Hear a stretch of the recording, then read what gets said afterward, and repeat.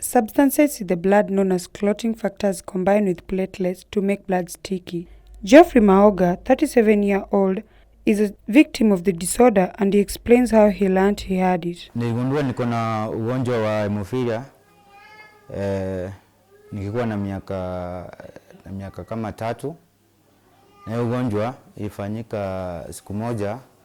Nilianguka chini, nilipoanguka nikachukuliwa hospitali, alafu kulikuwa nimefula hapa kwa kichwa. Kutoka hapo huyo daktari alikuwa hapa akasema maybe ni damu imegandana, akate kidogo alafu ajue ni nini mbaya. Alipo nikata damu ikaanza kutoka mingi. Hiyo ilikuwa kitambo na hakukuwa na dawa yoyote. Wakanichukua kule Kisii Hospital. Nilipofika kule kulikuwa na daktari mmoja alikuwa ametoka kule Marekani. Yeye alikuwa anajua mambo ya hii ugonjwa. Kutoka hapo juu dawa ikukua akasema niekewe damu mingi. Hemophilia is an acquired or a congenital disorder that tends to affect males much more than females. And the reason why that is the case is because it falls under a group of bleeding disorders called sex-linked bleeding disorders. A sex-linked bleeding disorder is a disorder that is associated with the chromosomes, the sex chromosomes. So hemophilia tends to be associated more with males than females. Okay? It does not mean that females cannot be affected by hemophilia, but it's rare. And for you to acquire hemophilia as a female, you'll have gotten an abnormal X from your father and an abnormal X from a mother.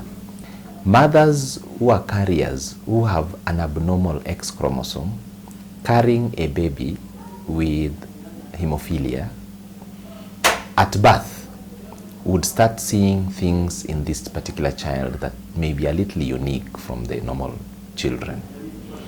For example, during birth, the child would, if they are born through normal delivery, would tend to have a slightly bigger protrusion of the head because of bleeding into the scalp. The second thing that they would tend to realize early in life would be at the point of cutting the umbilical cord, the child would tend to bleed much longer from the cut. When the child is given injections, for example, for immunization, the children would tend to bleed from those injection sites. The bleeding tends to be slow but consistent and persistent. So younger children would have bleeds into their joints, and the commoner joints that get affected are the knees, the elbows, but they can also bleed from other areas that may include the the muscles. Okay, they can bleed into the intestinal tract, they can bleed into the urinary tract, they can also have bleeds in their brains, depending on the cause. Some would have spontaneous bleeding, while others may be associated with trauma. Hemophilia is categorized based on the type of the factor that is missing in their body. The commoner type of hemophilia that is associated with most of our patients is called factor 8 deficient bleeding disorder, and we call that hemophilia A. So hemophilia A is lack of factor 8. If you lack factor 9, we call that hemophilia B. If you lack factor 11, we call that hemophilia C. So hemophilia, hemo is blood, philia is love. So these patients tend to have love towards bleeding. Hemophilia A tends to be much more common than hemophilia B. So most of our patients who come here will be missing factor 8 that is associated with hemophilia A.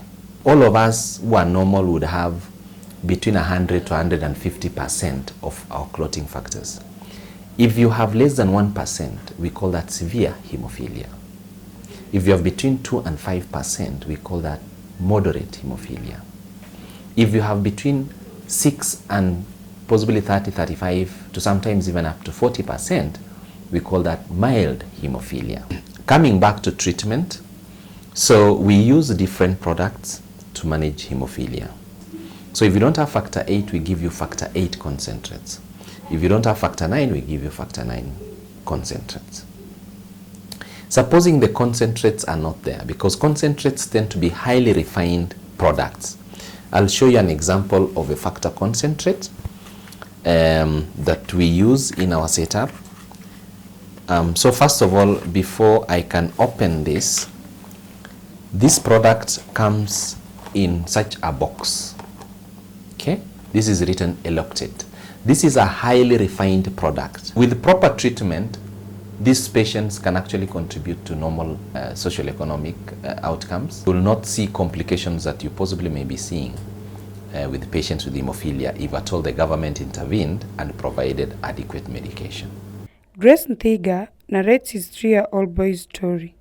Mi kama mzazi wa Prince nimekuwa napitia changamoto mingi since nilijifungua na kujua ya kwamba kuna shida fulani na msumbua. One thing I realized, nilikaa na yeye for about 4 months kama sijajua kama kuna hiyo shida, but shindano kutoka mwezi wa 6 hivi nilipompeleka hospitali nilipata ya kwamba kama anadungwa shindano kwa arm, kuna bleeding inakuwa kwa arm for long, na one thing nilifanya nijue kuna kitu inaendelea ni nguo. Nikifua hapa kwa arm ninapata kuna spot.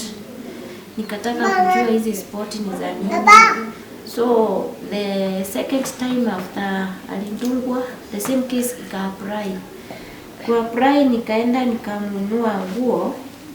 Nikakuta ya kwamba kwa arm yake kuna hapo penye amedungwa kuna clot ya black. Hemophilia has no cure, but with the proper treatment, one can live a near normal life.